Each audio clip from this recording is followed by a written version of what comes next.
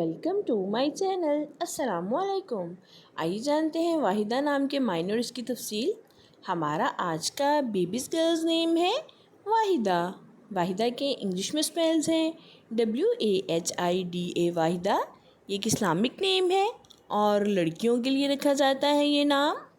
ये अरबी ज़ुबान का लफ्ज़ है और इस नेम के मायने हैं अकेली, वाहिदा।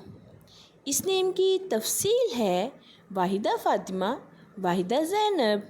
इस तरह से हम ये नाम रख सकते हैं। आप भी अपने नाम का मायने जानने के लिए कमेंट्स में अपना नाम लिखें और मायने जानिए। एंड अपने नाम की स्पेशल वीडियो बनवाने के लिए भी आप मेरे कमेंट बॉक्स में अपना नाम कमेंट कर सकते हैं।